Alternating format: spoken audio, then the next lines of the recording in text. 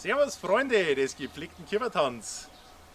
Heute begrüße ich euch zu unserer zweiten Runde Auftanzt mit den Borzenbrüder. Letzte Woche haben wir einen Walzer gemacht, das war eher was Gemütliches. Aber heute geht's richtig ab. Heute tanzen wir einen Dreher.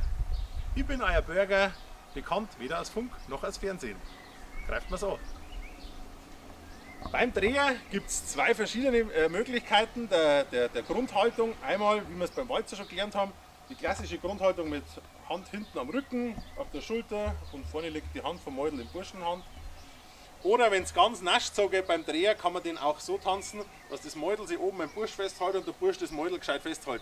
Zwecks die Fliehkräfte.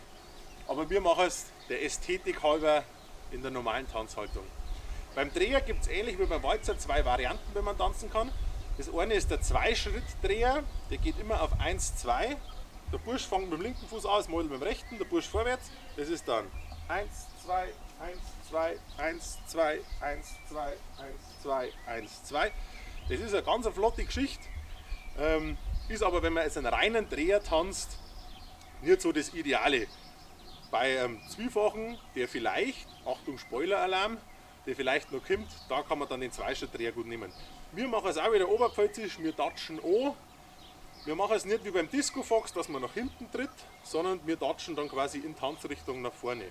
Heißt quasi 1, 2, Datsch, 1, 2, Datsch, 1, 2, Datsch, 1, 2, Datsch. Das ist mal der Grundtanz. Das Ganze kann man ähnlich wie beim Walzer dann auch rückwärts tanzen.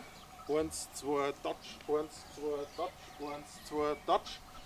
Und beim Dreher kann man auch ganz schön noch Figuren einbauen. Da man zum Beispiel 1, 2, Datsch, 1, 2, Datsch, 1, 2, Datsch, 1, 2, Datsch. Eine Drehfigur rausmacht. Und dann geht es wieder normal weiter. Das Ganze war jetzt recht schnell. Ihr könnt euch aber jetzt das Ganze dann mit unseren Kieferpaare aus einmal richten und mit anschauen, mit dazu tanzen. Und wie immer gesagt, es kommt nicht darauf an, dass es perfekt vorgeführt wird und die richtige Haltung ist, sondern wichtig ist, dass das Ganze einen Spaß macht. Viel Spaß beim Tanzen, bis nächste Woche, pfiat euch!